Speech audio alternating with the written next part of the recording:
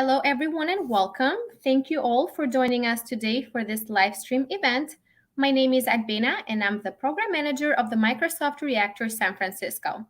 I'll be sharing session resources with you in the chat, but before we begin, I would like to quickly review two items with you, our code of conduct and event guidelines. First, please take a moment to review our code of conduct. Microsoft Reactor seeks to provide a respectful environment for both our audience and our presenters. We do encourage engagement in the chat, but please be mindful of your commentary, remain professional and on topic. And secondly, our event guidelines. This session is being recorded and will be available on demand through the Microsoft Reactor YouTube channel in about 24 to 48 hours. I'll be sharing the link in the chat for our YouTube channel, and if you have not been on a live stream through YouTube before, please know that you must create an account on YouTube in order to access and interact in the chat. You can set that up right now, and if you're unable to use the chat but have questions, feel free to reach out to us through our social media or Meetup. Which brings us to today's session with the Microsoft Security Insight Show. I'm going to bring in our speakers, Chris. Hello. Hello there. We have Rod coming in. Hey, there I am. Brody. Hello? Oh, there we go. He's back. There we go. The headset doesn't work. I was working on Teams all day. Shucks. Got a technical support issue. Shucks. How's And everyone Edward is doing? here. Edward, are you here? Can we hear Of you? course I'm here. Yeah. Absolutely. So, hello everyone. Recorded January 18th, 2023. Good afternoon/evening. I'm gonna start with you, Brody. You never know how long you're gonna be on. How are you, Brody? I'm doing well. It has been meeting to meeting to meeting today. It is just not stopped. So I'm really looking forward to this. I'm really looking forward to having Chris on. I was actually just talking to Chris's boss recently too. He was like, "Chris is coming on the show. Like, you guys are going to have a great time with Chris coming on." So that was one of my meetings today, and honestly, it's just been a whirlwind. This whole week's a whirlwind. I got some new projects starting up. I'm leading them, so extra fun. And other than that, I mean, I'm working out in British Columbia this week. We're house sitting. Oh, nice. In-laws are out skiing. We're Nice. We're kind of near. It's called Fairmont Hot Springs. Oh, beautiful. And Yeah. So it's just a great spot, Chris. And so we're just watching. We're watching the dog, watching the house, and so I'm in like a little nook in the basement here. My wife's upstairs. Things are good overall. I'll leave it there since I don't want to beat Edward's time for largest introduction. Edward, how are you doing, my friend? My favorite Edward in the whole wide world. Sure. What do you want, Brody? No, I'm not going to be a character witness or anything. So there you go. No, I'm all right. I busy this week more than I have been. Was a little under the weather, but I'm better now. Talked to Rod about something interesting today. Rod, thank you for the insight. I sort of transferred that entire conversation from yesterday until today, and I'll give you some update on how that went, but it went swimmingly. There you go. Cool. And just been doing what I think I told you guys I'm going to do, man. I'm studying. I've finished up a couple of things that I'm reading on. Nothing that really is asking me for the sort of certification bound at the moment. This is just professional enhancement, learning about some tech. But I did get an interesting email saying that it's time for me to renew my SC400. And I'm like, wait a minute, I just did that. Yeah, and that's yearly. Yeah. I got a renewal one yesterday. Yeah. I'm like, so the things I know that I'm due for, you're not sending anything. The things I know I thought I was already good for, but I'm going to do it. I don't want to take any chance. Probably got something to do with Frank. Frank's probably behind this. Frank's sending you emails. Yeah, I double check before you click on a link. Yeah, I would. That I do not want to be the brunt of his joke. You will click on anything. But I do have some technical stuff I want to share with our listeners before we get to our guests. But before then, Rod, what have you been doing? Oh, well, obviously you kind of gave it away. I've been talking to you, so people know about that now. However, I think it's kind of interesting, Brody, just in case I have an extra headset. I don't know if this works and you can Thank actually you. grab that. I'm really bad with computers, Rod. So I appreciate Yeah. you and your authentic wanting to help me. Thank you. Well, sir. for those that don't understand exactly what's going on, prior to the show kicking off live, Brody, we couldn't hear him. He couldn't hear us. And I thought maybe since he was dog sitting, the dog had probably eaten his headphones or something. I don't know. So, hey, before we do move on, and Ed, you got some stuff to talk about there. I did want to just talk about the elephant in the room real quick, not to bring everybody down, but everybody knows it's public, right? Satya sent an email out this morning, rumors yesterday that Microsoft is letting roughly 10,000 people go within the next quarter, right? Next month or so. So for those that, aren't with us or whatever, I just want to send out, just give people just some support, and for, it's tough, and the things that are going on right now. I've been talking to people all day. You kind of hear things here and there, but it's just kind of sad moment for those folks that won't be with us after this little term here. So I just want to give that out to everyone. So Yeah. Thanks for saying that, Rod. We gotta help each other out. And if you need to talk to any of us, if you need to talk to your family, your friends, like make sure you reach out and talk to somebody if you mentally need it. Right? Don't hold it in. Reach out to somebody for help, regardless if it's this news or anything else. Make sure you reach out and work on that and get the support you need. For sure. And if you're a listener of the show and you're impacted by this, by all means, we're part of your network. If we do not, we will not ban you. You send us your resumes, use us. Maybe we have someone that's looking for someone with your particular skill set. Reach out to us and we can upload your resume. We can, so don't suffer in silence, right? It is the nature of how things happen in the world of business. Unfortunate, and I hope everybody that was impacted lands on their feet and continue to do the good work for our cyber or whatever you were doing. Yeah, there's no shortage of work out there for everybody. I'm sure everybody's going to land on their feet. Absolutely. Yeah. Here's a quiz for Brody. Who is this? New T-shirt. I am not even going to try to guess because I feel like my guess is going to be so that I've been doing that like all day to people. Say, hey, who's on this T-shirt? And if they can't answer, it tells me exactly who is not watching our compliance videos. Is it Nelson? That's Nelson. Yeah. Oh, it is Nelson. Yeah. It's a different profile. You would have a Nelson T-shirt. Yeah, I think so. I didn't know who this Nelson fella was.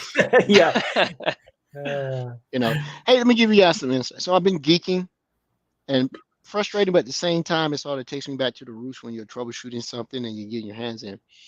So I'm revamping my lab to modernize it all up, right? I'm updating Sentinel, make sure the workbooks, cleaning it up, alerts and everything else. But I do have an on-premise directory structure that I use to test other things like MDI.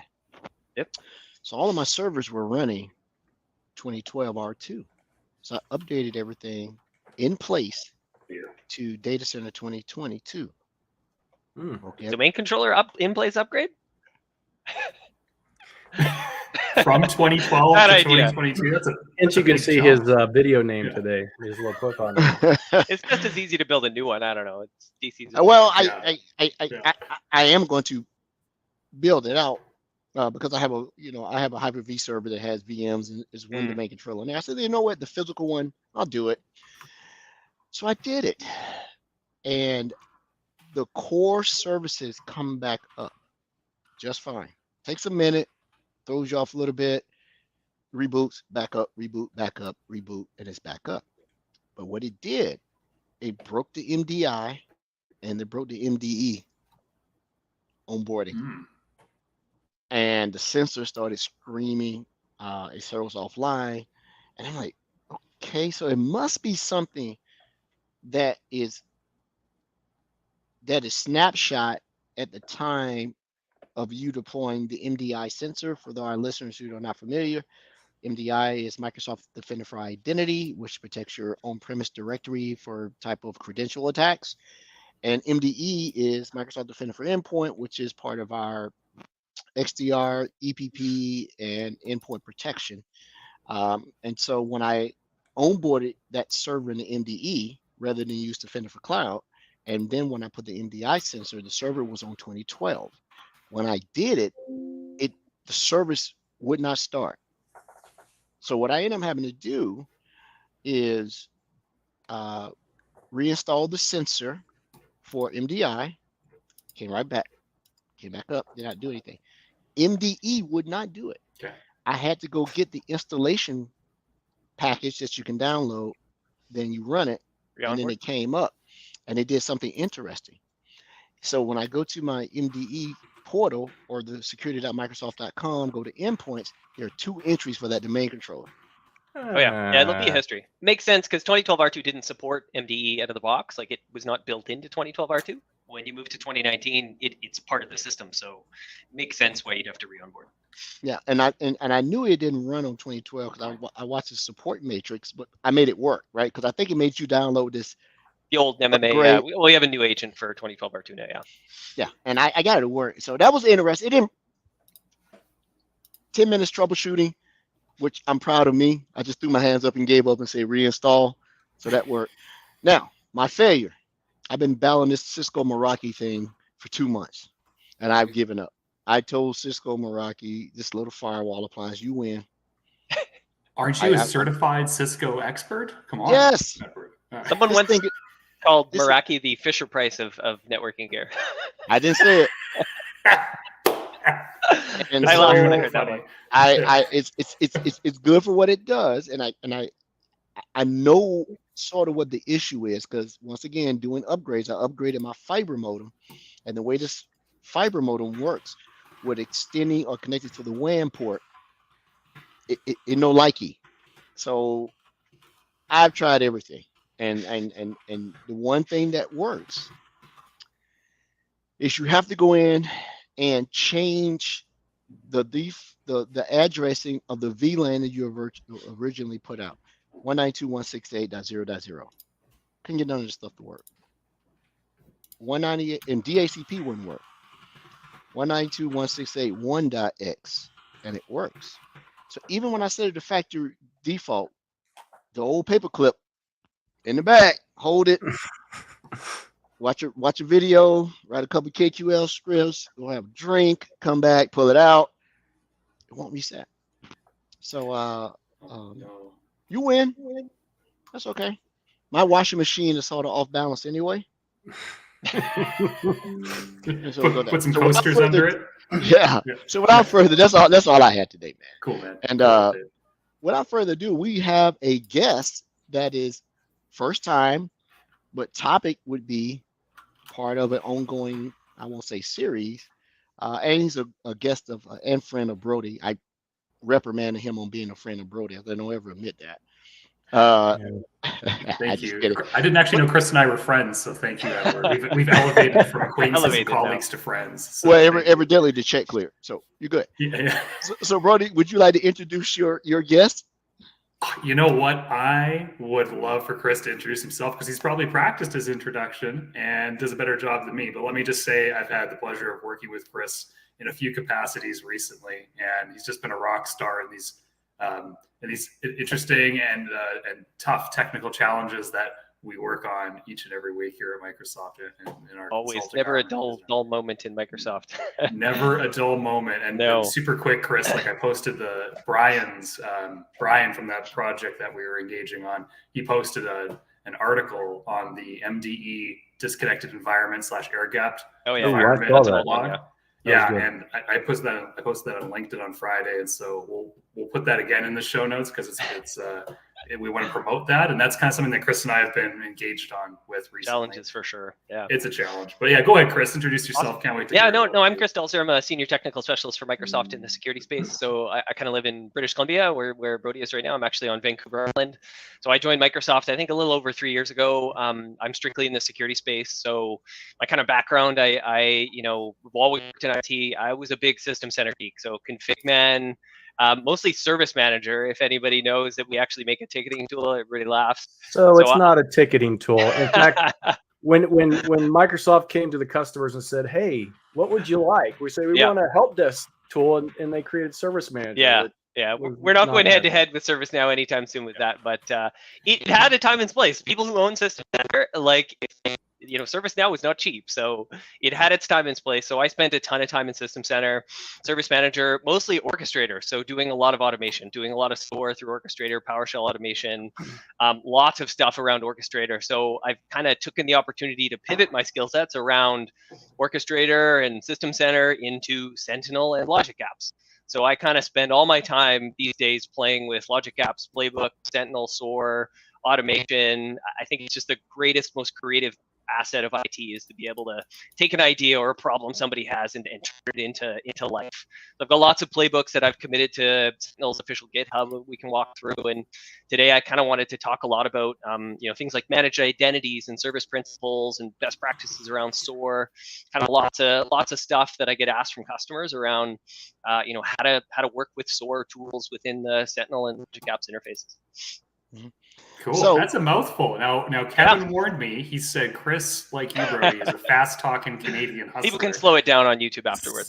So we're gonna, he said to manually slow down Chris's speech. He actually said that, which is kind of hilarious. So Rod's our audio and video editor now. So Awesome. maybe we can all move in slow motion when Chris talks. That'd Feel like a be $6 million hilarious. man episode. Yeah. Yeah. Two things though.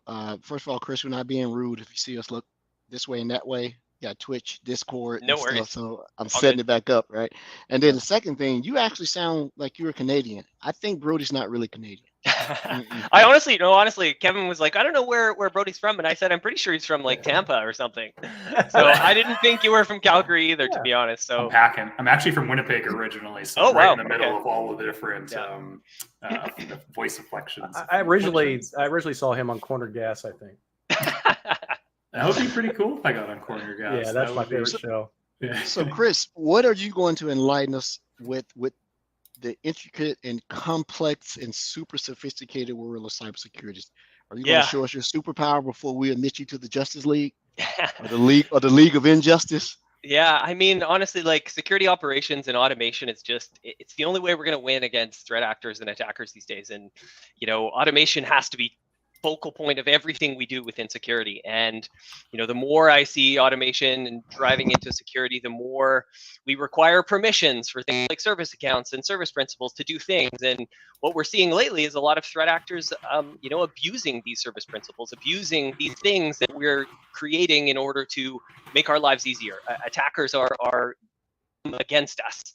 So lots of ways to help protect them and lots of things we can get into for sure.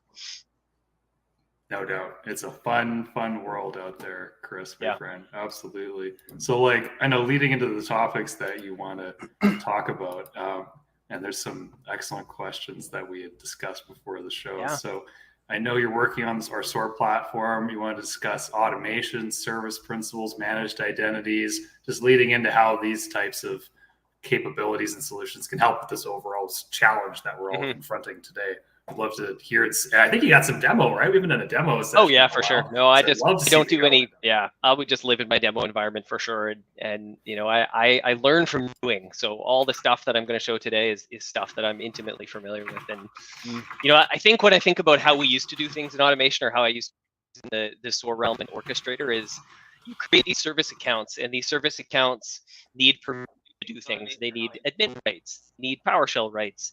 Eventually, these service accounts become, I like to customers call them Skynet. We just keep giving them more and more permissions to do things, and they become these monolithic entities that scare the hell out of me. And today we have better around doing these things with much more granular service principles, managed identities. So lots of different ways that we can optimize the security around these things to make automation work better and a little more streamlined. So give an example of, when you say automation, that seems to be so ubiquitous now that Yeah. I speak English fairly well, right? And I know what automation is. But in the realm of security, people say, well, we want to automate it. What is the value of automating certain aspects of a security job? Maybe it be SOC, maybe it be just responding to what do you see as the biggest need for automation to make our lives as humans better? But at the same time, I don't automate myself out of a career. Yeah. Well, and, yeah. and in that respect, where do you draw the line? Do you automate everything so you don't know what's going on? Yeah, my favorite right? quote around that is automating nothing is far often better than automating everything. Because organizations that try to just automate everything, you end up with more problems than you started with.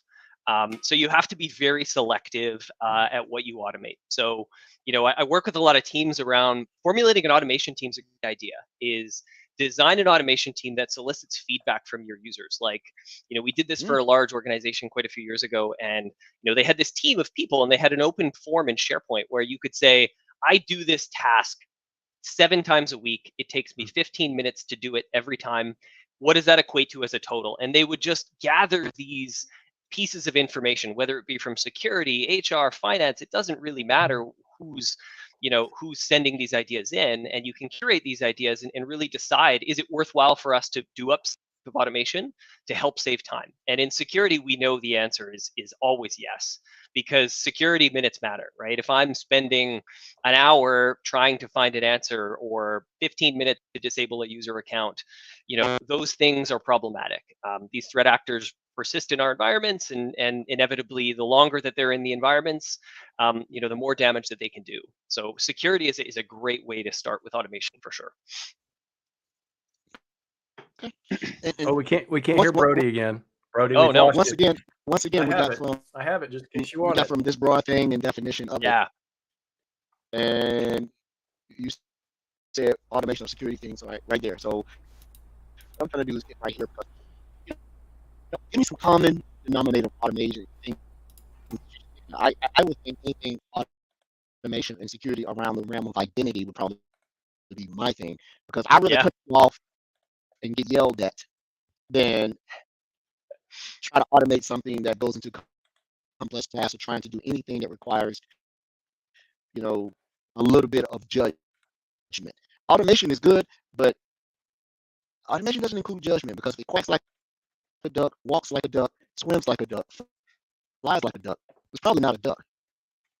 And why is this duck going out of the way to prove it's a duck? Right? Yeah. And a human can't.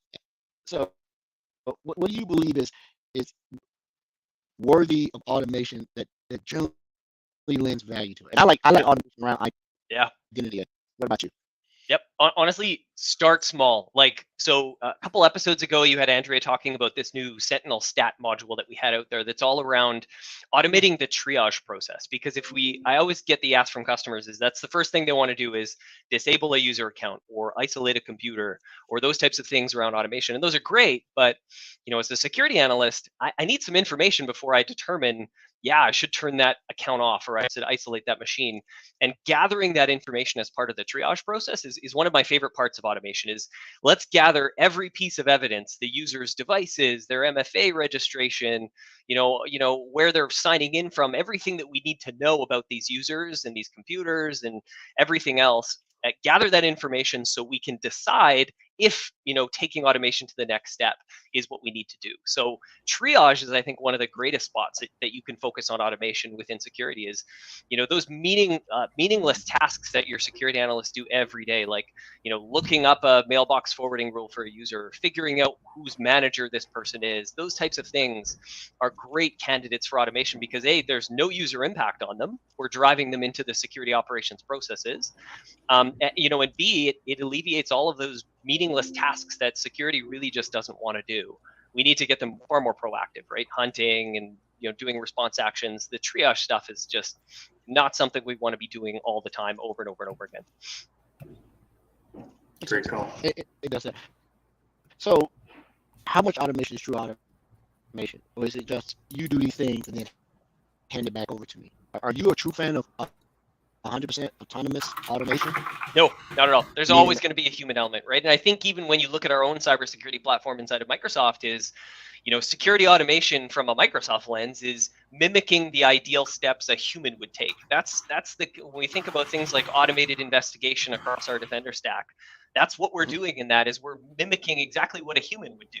And we're trying as much as possible to automate the steps that a human would do manually. So, automating everything is just not going to work. I'd love to see it, but in a world where threat actors are all human, we're absolutely always going to have a need for human intervention. within the Microsoft security portfolio, and I'm just going to keep it down to maybe two, if it's another one, expand upon it, Azure and M365. Which is your favorite automation technology? Do you find yourself more endeared to automation as part of the Azure infrastructure, 365? And what are those automation products or processes that users can? Because when you say automation, like what do? You just say, computer, automate this. So as I speak into the mouse, how do you automate in M365?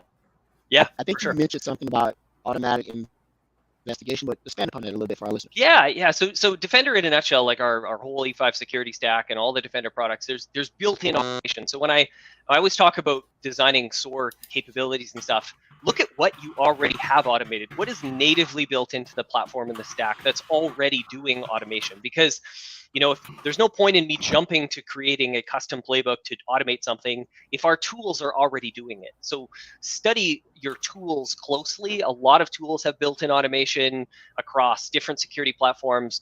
Defender for Endpoint can automatically investigate endpoints. Defender for Office can automatically investigate mailboxes. So think about what that type of automation is doing, and then help augment it with things that maybe are lacking. I use that 80-20 rule with Microsoft all the time, where we get you 80% of the way there. There's always going to be 20% to fill in with your own third-party automation, your own applications, your own processes, and those types of things. So study really hard on what are your tools automating already. Smart, Yeah. Chris. Can you guys hear me okay now? Yeah, I hear you great. Edward, Wonderful. just so everybody knows, I just want to be real with everybody. We are kind of having some audio issues. Ed, you're kind of having some there for a little bit. Brody had to log out back in. Chris, you're fine to me, bro. Right. Okay. Like he can't hear you, but I think he tuned you out anyway. So No, I wouldn't do that. But yeah, Edward, I logged out and logged back in, and that worked. You came through like you were from a robot or something, Edward. I don't know if it's the headsets or if it's the service today. Thanks. Maybe the service today. Is that okay now? Maybe. No. I would hop out and hop back in. Yeah, all right. All good, buddy. Stop back. Yeah, Chris, I'm glad you bring all these topics up. Every customer I'm working with these days is completely short-staffed. They don't have enough people in-house, and they might be in a cost situation where they can't outsource, or they're not. Some customers I work with aren't large enough for like organizations like Microsoft to take on, and when they look at smaller partners, it's just not cost-effective for them to outsource right now, and they're stuck, right? Yeah. And so, I know you're well aware of when Andrea first came on and she did the MSTAT demonstration and how that can help automate incident response and help bring only the most appropriate, the lowest hanging fruit, the highest severity incidents to light for individuals in security operations. That's one way of assisting. And like the items that you're talking about today, where what can we do to make sure that we're still including humans in the loop where needed, right? But we're helping reduce just the mass and the noise. Yeah. And I'd love to see what you have in terms of like a demonstration today. But I think overall you probably see that too with customers that you deal with. I'm just going to assume there because it seems to be highly prevalent across most customers we deal with. Yeah, and to be honest, when we talk about Sentinel and kind of that determining factor, people look at that versus potentially a competitor. We're giving them the promise of automation, and I can tell you, from personal perspective, going to some of these conferences, I talk to a wide range of different types of companies, right? Small, medium, large. They all want the automation, but primarily those, small organizations, right? Right. Because they still want to be able to do security, but they have this task list that's this big and their team is this small. So they need to be able to automate that stuff. Yeah, good point. And not only automate it, but get the guidance on how to automate it, right? Because I think there's like a comic out there where it talks about, just, hey, I'm not putting in the time to automate, work is proceeding. There's a lot of upfront work sometimes with getting the automation right, but then the long-term payoff is much better. So that's absolutely a great point. Because we do in Sentinel, now that Chris is back, we do in Sentinel offer a lot of templates for the automation that people can just kind of enable immediately. And I think a lot of times it's like kid in a candy store, like, I want this one, But the thing is, you have to do the due diligence. You have to spend the time and set and determine what it is absolutely that you need to automate in your environment. And you need to tune it so it fits your environment, because every environment is different. Users work differently. You have different devices, and there's different ways you approach security for all those different things. Yeah. Chris, you're back. Yep.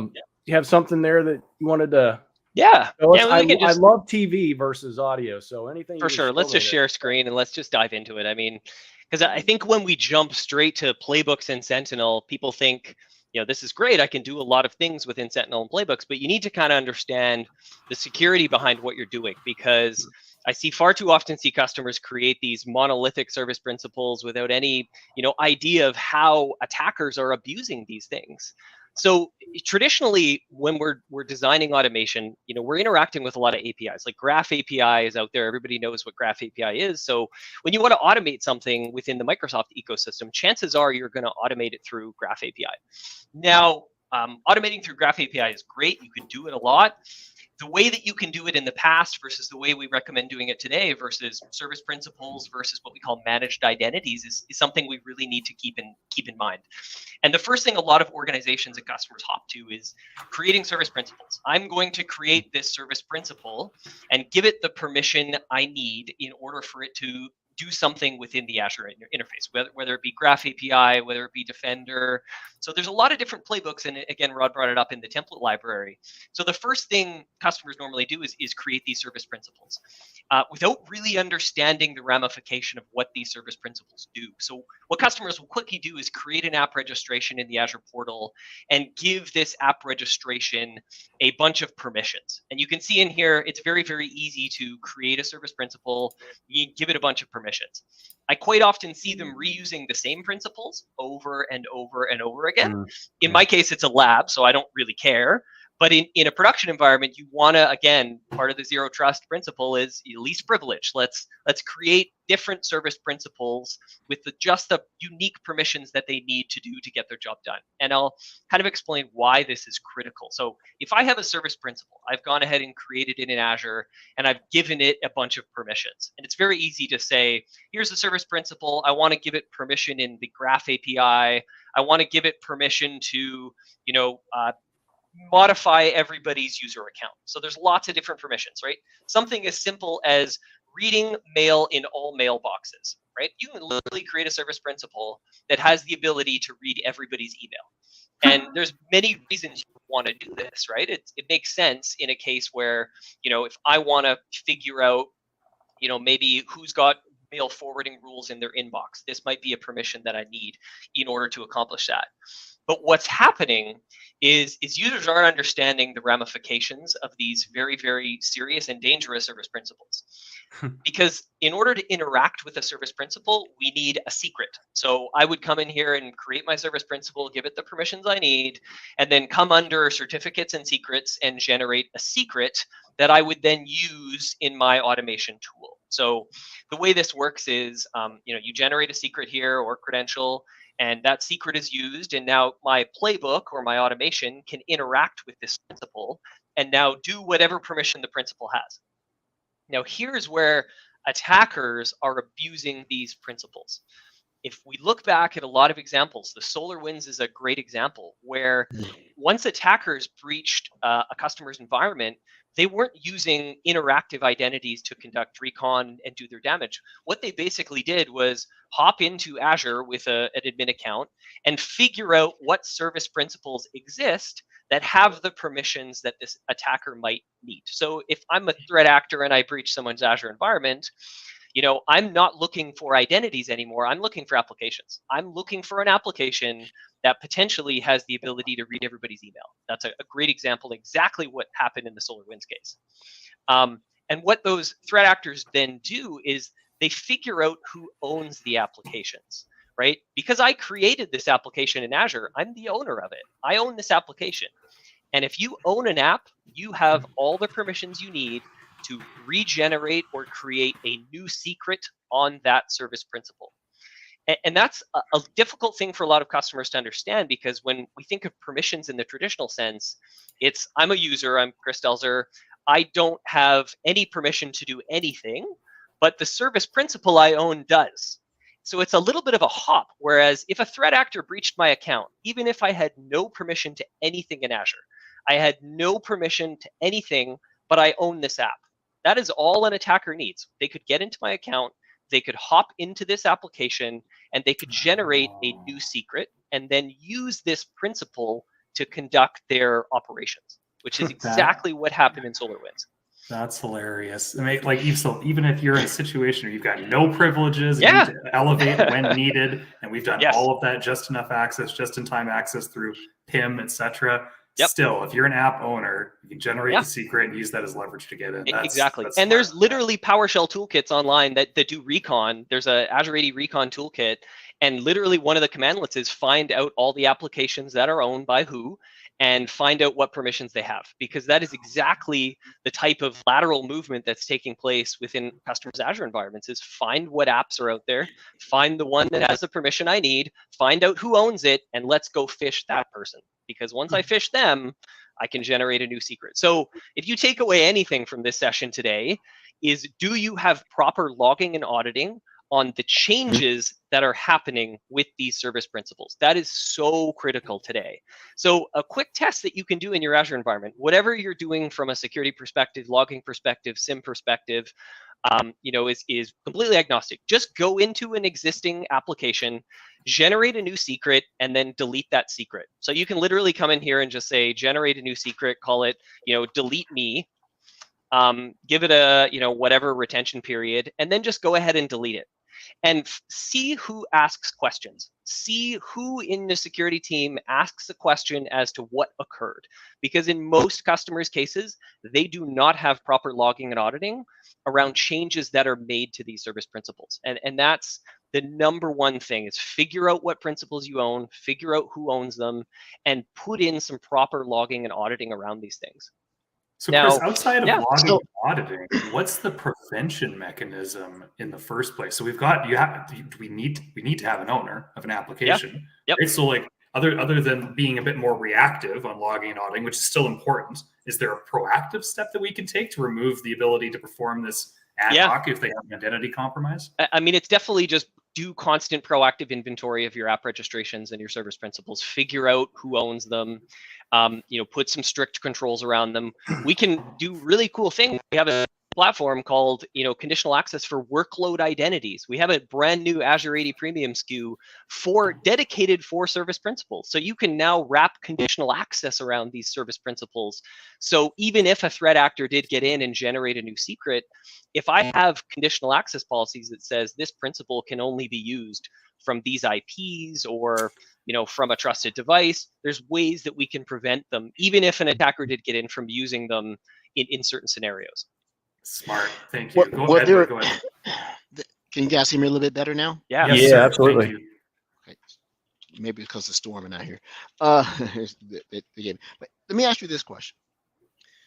A service principal is, not directly synonymous with the old school service account. Service account, you got it. Yeah. But very similar. Very similar. Cloud-based managed identities. My thing is, there are a lot of identity protections that are starting to become just standard out of the box for Azure AD, rather than you happen to go and enable it. Is it the same that when you create an identity and you use an Azure Active Directory identity protection, can service principals be included in those policies of some sort? You bet. Or should there be some different? Yeah. Yeah, just like we can wrap conditional access around a service principal, we can do risky-based sign-ins for service principals. We introduced that around the Ignite timeframe. So there's a new SKU you need. You actually have to pay for a license for each service principal. It's like, right, because we have Azure AD Premium. You need a license to do conditional access. Now there's a different license that you actually need to put a license on your service principals in order to use risky-based sign-ins for those service principals and things like that. So the licensing has to be equivalent to a human licensing. It's like Yep. E5 or P2. Yeah. It's a AAD P24. We call it a workload identity license. So it's a new license.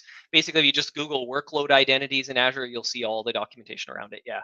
So we're treating them as workload identities, whether it's a service account, service principal, a managed identity. These are all what we consider as workload identities, is kind of the new term we're using for it. So the service principals, monitoring the service principals. I know Yeah. it looks like you're going to show these For sure. rule So- templates, but is that enabled automatically as Not at all. default when you? Okay. Yeah. So these analytic rules out of the box for Sentinel are where I would recommend every customer go, because Sentinel is free. We have free data sources for things like the Azure audit logs. And guess what? All of those changes to service principals come from. They come from the audit log. So you can turn Sentinel on for free. You can create log analytics. You can, ingest your Azure audit logs for free, no cost. We're at literally no cost so far, and turn on the analytic rules around service principal monitoring. At no cost. So great way for you to get into Sentinel, POC it. And we have all of these analytic rules. If you just go under Sentinel, under rule templates, and search for service principal, you'll actually see the critical ones. And, funny enough, we bolstered all of these analytic rules right after SolarWinds, right? Because historically, we didn't see attackers going after these things as much as they do now. So now there is, we even introduced near real time, right? Because it's so critical. If someone goes in and generates a new secret on a service principal, you don't want to wait 24 hours before that incident gets thrown in Sentinel. So we introduced new real time, near real time, which is what the NRT means, around service principal. So I've got one in here for the first credential is added or a new credential is added. And I haven't tested this one, but hopefully very, very quickly you will see authentication methods have changed for privileged account. That's a different one, but very, very shortly we should see an incident come in here around those service principal changes that went through the environment. So new secret was added to a service principal, that will generate an incident, and then you can go in and review the secret that was generated, whether or not it was valid, and those types of things. This is for your own service principals. This is for ones that you create as an organization that you manage the secret on. There's also a whole nother world of third-party service principals, or what we call OAuth applications. And if we think about, I can create my own and give it permission. Your customers and employees can also authorize third-party ones to do very, very similar things.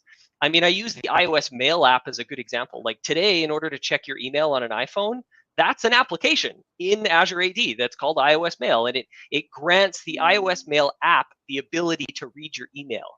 So there's tons of third-party ones that we're starting to see now where you don't generate certificates and secrets on those, but you still absolutely need to be concerned, because if someone in your org consents to an application that gives this third-party app the ability to read everybody's email, it could be a bad day if that vendor was compromised. What we're seeing a lot now is consent phishing. So threat actors building their own service principals in their own Azure tenants and phishing users with them to get users to click on the link and say, yeah, sure, I consent this app to read my email or read my OneDrive. So we're seeing a lot of rise in consent phishing and tons of abuse of service principals. And I just don't feel like people are looking at these as closely as they should. It's just the number one thing that I see as a big security concern for a lot of organizations. Other than OAuth consent, which was, Yeah. I think we talked about it last year. Great. That, OAuth consent is the new fish. Yep. How do you prevent, or is it possible to create unauthorized service principals within an environment by virtue of an attack scenario? All right. I mean, you got to go in, you got to register the app, you got to give it permissions, you have to create the secret. Is it something that can be automated in an attack, or does it have to be very clever? No, I mean, if assuming the person has the ability to create applications, and obviously the permission required to delegate, the API permissions and stuff, that's why it's critical to, again, monitor when a new service principal is created when no credential was previously present. Like that's an example of where you'd want proactive monitoring. If someone goes in and creates one, gives it permission, generates a new secret, that is ultimately where you would want to go. It is proper monitoring and auditing around that. Your scenario sounds as though it could be isolated to someone who is an Azure consumer, but let's just assume they're not an M365 consumer. So they would probably need to deploy Sentinel and analytic rules to be able to capture this. One of the products that I'm a fan of, still am, Microsoft Cloud App Security, or Microsoft Defender for Cloud Apps. It catches this type of activity. You bet. Yeah, we have rogue OAuth applications, OAuth apps that look like Microsoft apps that contain words similar. we also developed a whole app governance platform, like an entire like, something is a security concern when Microsoft develops an entire product with a new SKU dedicated to this particular thing. And this is OAuth applications. Like the app governance suite is designed to do that, not just, monitor whether these service principals are created, but also behavioral patterns. So if you use a service principal that reads everybody's email, like I use like the Proofpoint one's a good example. They have a one that's called Trap. It's an OAuth app that gives Proofpoint the ability to reach into a mailbox and remove email as like a post-breach defense utility. But what if that service principal's doing things it's never done before, right? It starts reading other people's emails or jumping into CFO's mailboxes and reading their email. So, monitoring the behavior of these service principals, what's normal and expected versus all of a sudden it's doing something we've never seen before. That's what, our app governance platform within Defender for Cloud Apps was designed to do as well. So the black hat in me manifested just now. So let's talk about insider risk. Yeah. What's to prevent Chris from going in and creating these service principals to read the CFO's mailboxes, see all of these things? Yep. You have to assume that the old days of the bad guys coming in this way no longer is the absolute truth. Sometimes the threat is this way: insider risk, purview, and all this other stuff. Yep. How do we guard against that type of stuff when someone goes in? This seems pretty basic to do. I want to be able to get everybody's mailboxes. I don't want to do it up on my login contact. I create a service principal, have it read, and then have that mail forwarded over. And it's licensed, so it looks like it's a person. Is that something that should also be considered? I mean, the line between an external threat actor and an internal one is so blurred these days. Like, the way these threat actors are operating once they're in an environment is employees. So, I don't scrutinize between what's external and what's internal.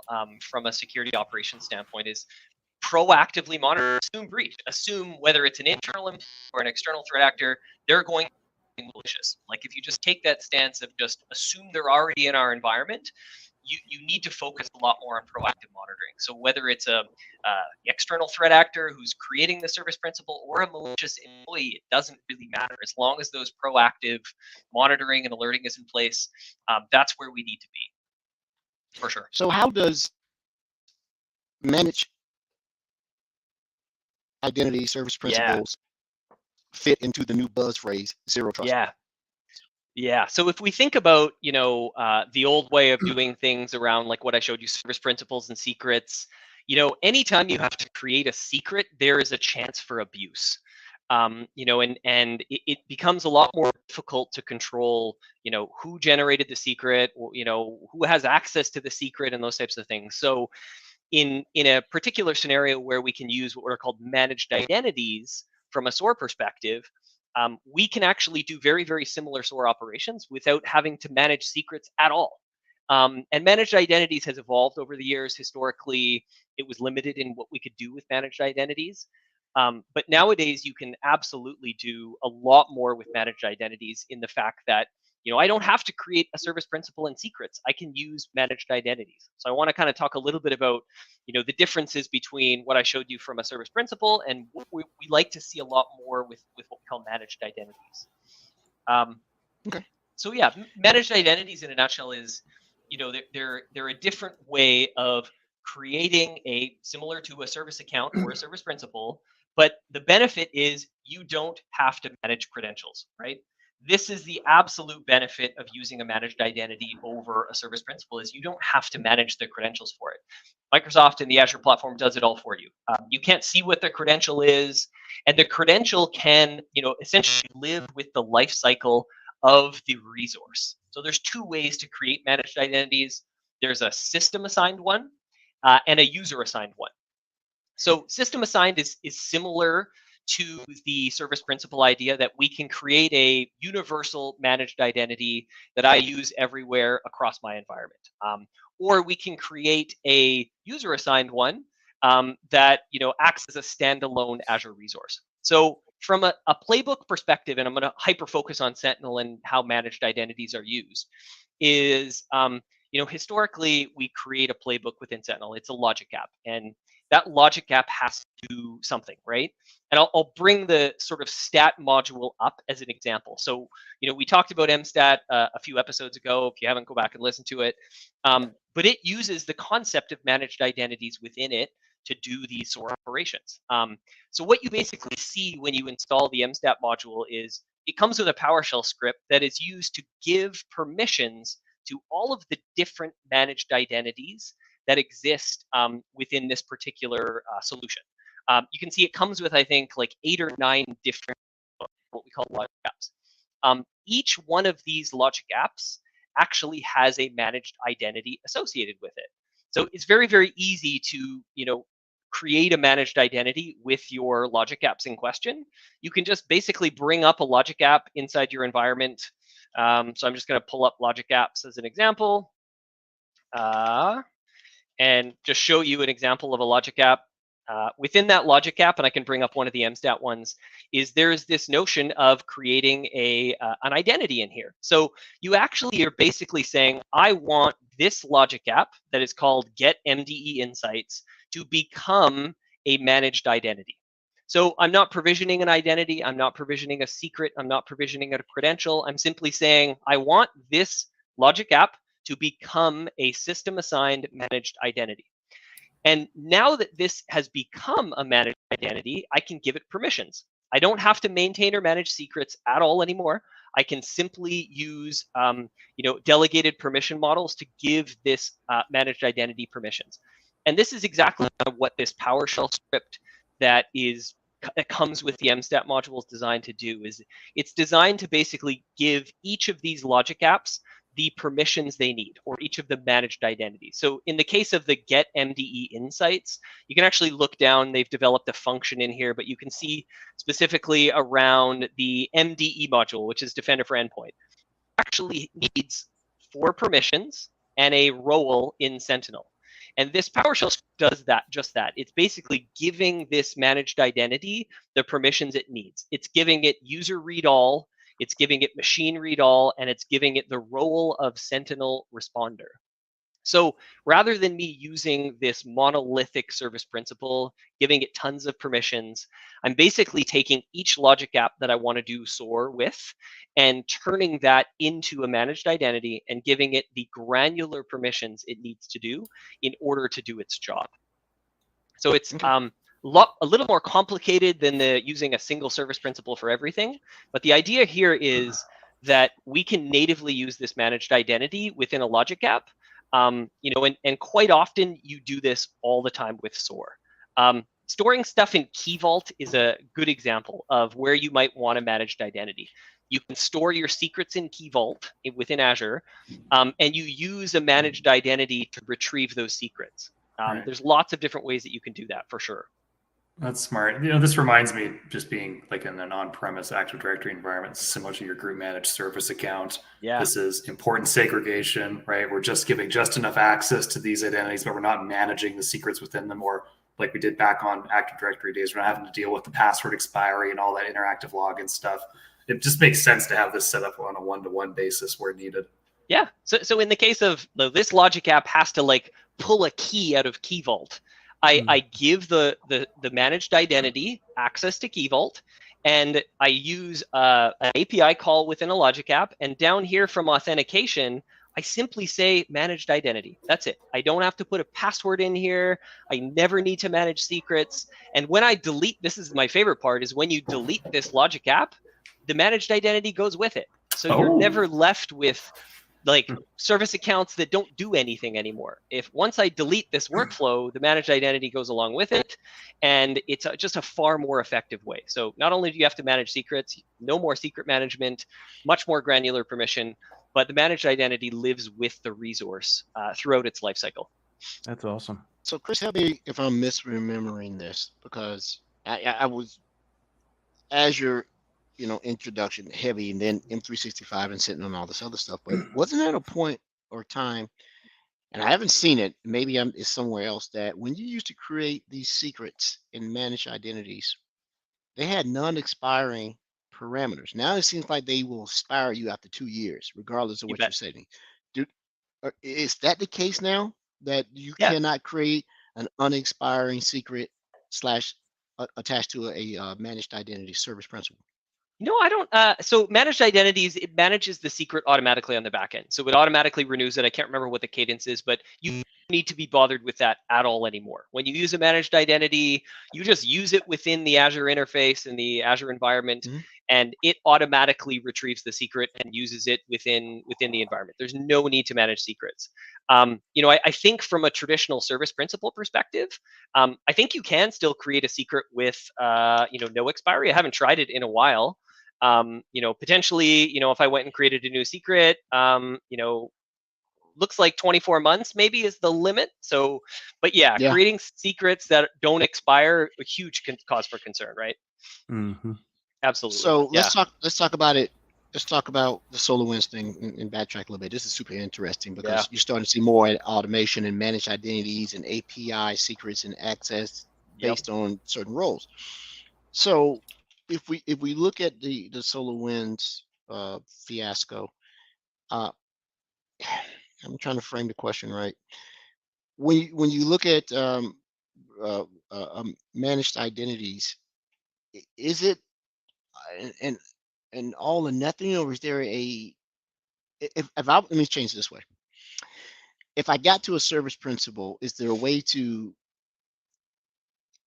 escalate the privilege of the service principal / identity, or you keep looking till you find one that's privileged enough to do the nasty things that you've talked about with the environment? Yeah. I mean, threat actors they're looking for the ones that are privileged enough that they have the access to, right? So those custom roles, right? So it's those custom roles, and I saw the custom role created there. Is there a dictionary somewhere? Because creating custom roles sometimes can be just as difficult as anything else, right? Mm-hmm. Yeah. You saw with that Defender stuff there, the custom roles. How do you know you have too much, right? Where is that reference that you can look at?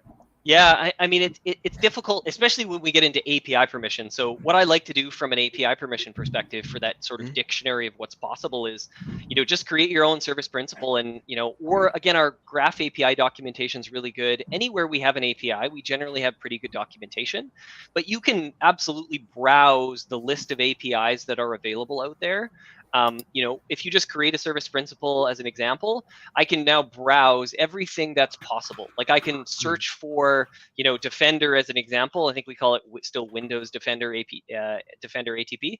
And I can say, here's a dictionary of every possible permission that I could give it from an API perspective. So rather than you giving it, full administrative rights, give it only the individual API permissions your managed identity needs to do its job, and this is why I always bring up MStat, because that's exactly what it's doing.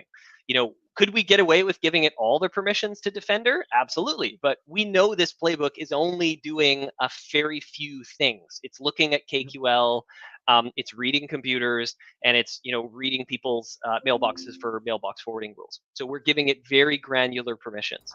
So kind of browsing the API database around those gives you a good idea of how, and this changes so fast, right? So, get familiar with everything that's in here so you really know how granular you can get. It sounds like the versatility of managed identities and secrets and stuff is a liability, because can you use traditional identity management by putting them in role groups? Yeah, absolutely. I mean, but again, where are you going to put the password for that? If I have a Logic app, the last thing you want to do is hard code a password in a Logic app that uses a standard user account. That is just an extremely bad practice, right? Or I just put it in a config file of that. Yeah, or just something on your desktop. Whereas in plain text. Yeah, and this is why I absolutely love Logic apps and Sentinel are a match made in heaven, because as soon as you take the SOAR platform out of the SIM, then you got a problem, because all my data and everything I want to interact with is in Azure and Office 365, but my SOAR platform is over here with Palo Alto. Then that becomes problematic because you have to manage credentials and the communication between them, whereas Sentinel and Logic apps are in the same environment. Graph API, Office APIs, they're all in the same environment. So managed identities, it's just so much easier keeping your SOAR, your Logic apps, and your SIM, Sentinel, in one contained environment. That's why they love you on sales calls, Chris. And I know I'm coming in and ask the majority of the question, but I'm super interested in this. this is pretty cool because you know how it works, but you don't know how it works. We know the buzzwords. So Yep. when you look at this from a Sentinel perspective, how do you write detections that look for that? I know what I want to ask. One of my favorite features in Sentinel is Yuba. Does this managed identities manifest as abnormal behavior as though a regular user would inside use it in entity behavior analytics? Yeah, so today we don't do UEBA for managed identities. I mean, I think that's a really cool idea. Just like we do, it's similar to how app governance works, right? App governance in Defender for Cloud Apps is like UEBA for service principal. So you're right. I think we need a little bit more behavioral analytics. One thing that I like to do is just do some dashboards with KQL around managed identities. So there's an example where, extract sign-in logs and operation logs around your managed identity so you can understand, here's a managed identity called run KQL query. I know what it's doing, where it's authenticating from, what command it's running in the audit logs to really study, whether or not this is normal or abnormal behavior for that managed identity. Yeah, one rule we have here, you can't show the goodies without sharing. Is that workbook really available for anybody that's running Sentinel? No, I don't have this one published particular, but it's very, very simple from a sign-in logs perspective because we didn't cover it, but obviously we've bolstered the sign-in logs around managed identities extensively.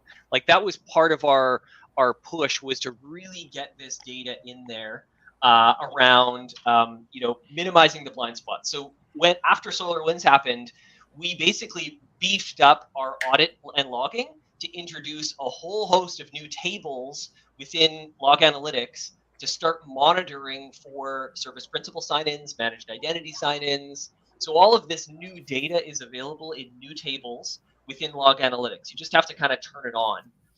And then you can basically just generate all the workbooks you want around these things. In this case, there's just two tables that I'm looking at here, AAD service principal logs joined with managed identity logs. So there's two different tables that I'm using to basically pull that logging data into a workbook and allow me to kind of see what service principals and managed identities are doing across the different auditing logs within my environment. Okay.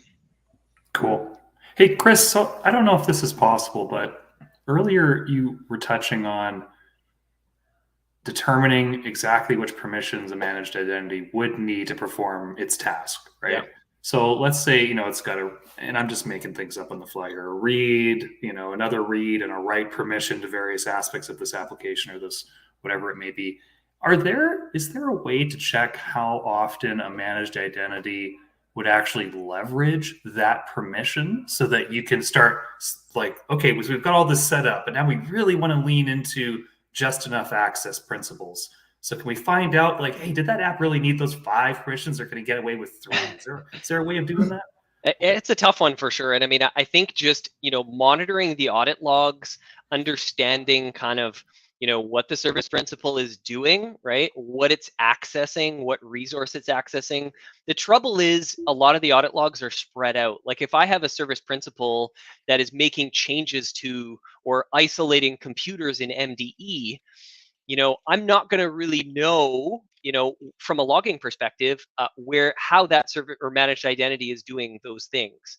Where would I look to find that? I'd have to go into the Defender for Endpoint environment and try to figure out from an auditing log perspective, where that managed identity did those things. So in many cases, like making sure you're kind of pulling all of your audit logs from the different applications into one environment. So, you can track what was called from where and when, but it becomes problematic for sure because, API permissions are Graph, Office 365, Defender, they're all over the place. And those audit logs are not necessarily in one spot, which absolutely can be problematic. Thank you. Well, educate me on how managed service principles work. Can they be exposed and abused through something around B2B or B2C? Yeah, so managed identities work best. Obviously, they only work in a contained Azure environment where you have a service like Graph API and a logic app which exists in Azure. Those two things talk to one another is a great use case for managed identities. Those have obviously less of prevalence for abuse because there's no certificates, no secrets to manage. It's a lot more difficult for a threat actor to get access to those managed identities and those things. Whereas service principals, they can be used anywhere, right? That's why it's critical from a service principal perspective that you have things like conditional access wrapped around those things. So if a threat actor got a hold of a service principal, generated a new secret, all I need is that secret, that client ID and that secret, and I can use that service principal anywhere on the planet. Like I could use it from a different country and those types of things.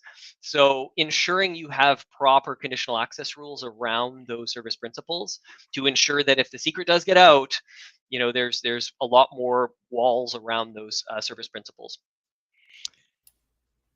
And once again, I'm asking questions that's actually super interesting about it because my mind is churning like, oh my God, I could use it this way. How about this? How about this route? Tell me if this is possible, or if you've never heard this. Yeah. It looks like it's a service account, but it's a managed identity. There are some nuances that are very deliberate because it is in the cloud. But how is this affected with synchronization between an on-premise directory? Are those excluded? Are there something you need to take into account in excluding doing your synchronization? Or could I jump from Active Directory, a compromised Active Directory environment, see these things inside the AD Connect, whatever that thing, and then jump over? Yeah, you wouldn't see them, they don't synchronize back to on-prem or anything. But again, that's what we're seeing threat actors do is once they compromise an on-prem AD account, they are after Azure, right? They're going to Azure. So if that on-prem AD account is synchronized to Azure AD and that threat actor gets into Azure AD, then they will set their sights on those service principals, trying to find the service principals that they need in order to conduct their operations. So let me ask another question. Are you guys having difficulty hearing me again? Yeah, a little bit. I don't know how Chris is understanding you. Maybe I read lips effectively. I think you guys are giving Chris too much credit. I'm using the force. I'm just sending it to him through my mind. Yeah, So I think we using should all the force. let's test Chris's ability, his skills. Let's just all mute and start talking, see if he can answer. I'm not that good. I'm sorry. I apologize to our listeners. I have no idea what's going on. Yeah, no worries. But yeah, I mean, use managed identities first wherever possible. If the use case fits a managed identity, it just makes sense. Two, if you have to use a service principal, with a secret, make sure you have proper logging and auditing turned on. Make sure all the new tables that log sign-in activity, those types of things, risky workload identities, make sure all that data is in your SIM as well. Yeah. Thank you. I think this is super informative. I love KQL and I love these workbooks, but do you have, before we kind of have to close out here, do you have some kind of analytics rule to tell when people have more than 100 browser tabs open? He's not bad. I do not. You know what? I know, not that's that not many. bad. That's not You bad. can kind of read the first letter of each. I talk to people and it's like half the icon of the Microsoft logo on the alert Yeah. page because they. So I do the vertical tabs. That way I can read everything. So I literally have so many open. I switched recently. You get these large widescreen monitors, and I was like totally against like edge collections and vertical tabs. Like, don't tell me how to use a browser. But then I started using them, Rod, and actually it helps. It helps a lot. You have to put them out of the way when you do demos. But Yeah. other than Yes. Yeah. Yes. Actually, Absolutely. there is a way you could write a little bit of a PowerShell script to go look at one single tab open and then look inside task manager and the amount of resources used. You just extrapolate it, right? Like if it uses this amount and that's this amount, Rod has 120 tabs open. There you go.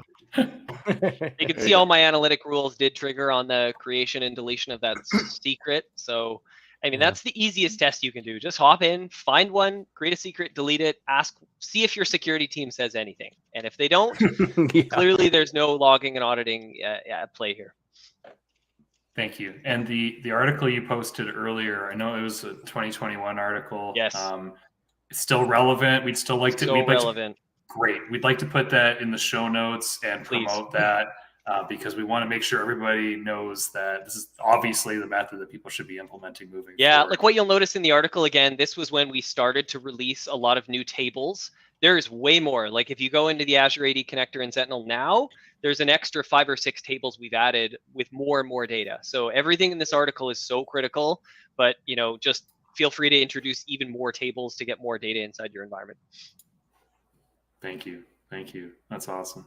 Rod, did you want to quickly touch on that announcement or talk about the Learn article before we go?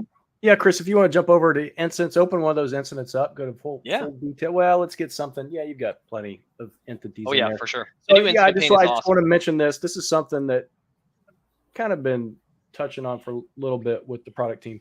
This is brand new. This is actually rolled out to our customers overnight, right? We had a webinar about this yesterday. This is the new incident experience. This is super awesome. This has been in the works for a while, and absolutely needed. Customers have requested us to do something different because the information, the way it was displayed, was just inefficient.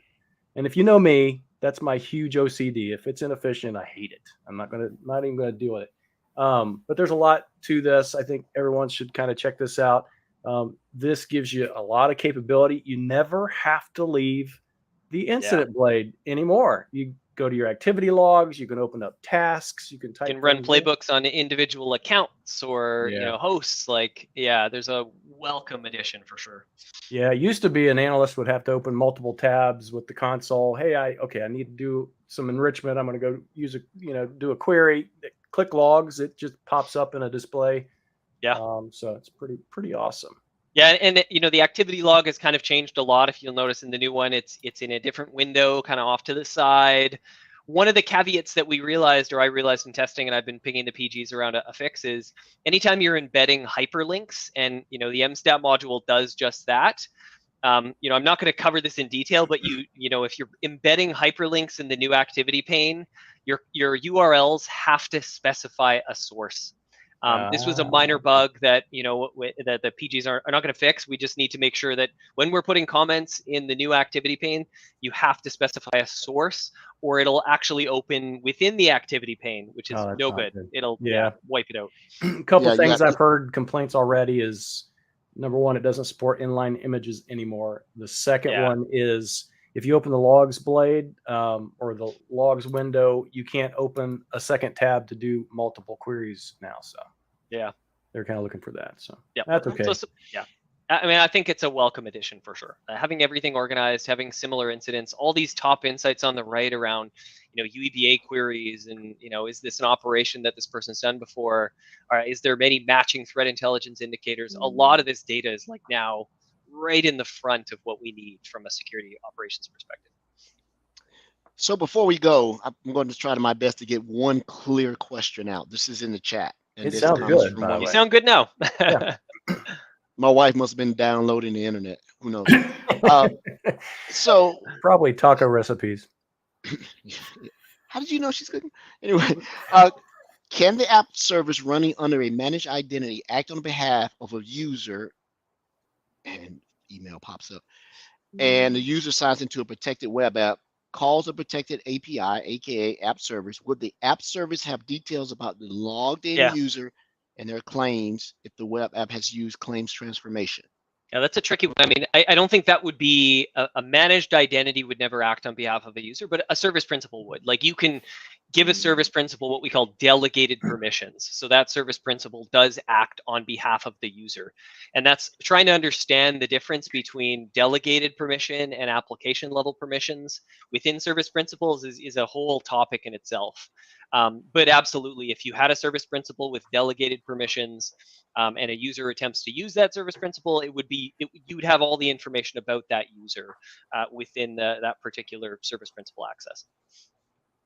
And that's what I thought based on my limited exposure to it. Most of the time is messing with Lighthouse and then getting access to managed identities because of MSSP or something wants permission to a certain role group or something. That's my exposure to using it. This has been highly informative. Yes, I could talk all days on this stuff for sure. Well, if we can get a part 2, we'll bring you back. Oh yeah. And continue through this. We have to run it by Andrea first. She'll be all right. Andrea's making sure we have informative and interesting guests, Chris. And if she was here, I think she'd be like, "Oh yeah, he nailed it. Let's Yeah. get that guy back I on." do, too. So thank you very much for coming on and showing us this, and thank you to everybody who's listening and watching. We think there's something up with something, and that's what's been affecting our audio and streaming capabilities today. So thanks for sticking with us. And Edward was asking some amazing questions. Chris got all of them somehow, was able to answer them. So it was great teamwork overall. That was awesome. That's the I sent it best to him. part. I sent it to him in advance. Like, there you go. It made for good Chris, TV. if you're ever in the South, Yeah. South meaning Georgia, look me up, man. Take you for a beer if I'm ever up your way. Vancouver, right? Yeah, I'm on Vancouver Island. I'm kind of small community right on the ocean. Yeah. That's where all the Oh, rich people live. My dad lives near the airport, Chris, like 10 minutes away from the airport. Whereabouts on the island? So I'm mid sort of, we call it North Island, but I'm in Comox. It's a very, very Oh. small town, kind of, east side of the island. Cool. Well, next time I go hassle him, and maybe I'll write you up too. Yeah, Cool. yeah, for sure. We can go fishing and bear hunting. Oh yeah. Yes, Yeah. bear hunting. Yes, Edward. That's the first thing we're going to do when you come up here. Bear hunting. Bear wrestling. That's what it is. Bear Yes. wrestling. Yeah. You know. Thank you, You guys for coming know on, Chris. That was, Yeah, Thank you absolutely. It so was a much, pleasure. Chris. Is there anything else we need to do before we go here, Rod? You going to learn? That's how it. roll? To our listeners, I think we're going to supply the links to our Learn modules and some docs that we supplied for Microsoft Sentinel, and we'll include that in the show notes. And for our listeners and our watchers, it's been another great week. Chris, appreciate it. And we will see you all next week. No problem. Thanks, everyone. See you next week. Thank you, Reactor. Thanks, Peace. everyone. Thanks, everyone.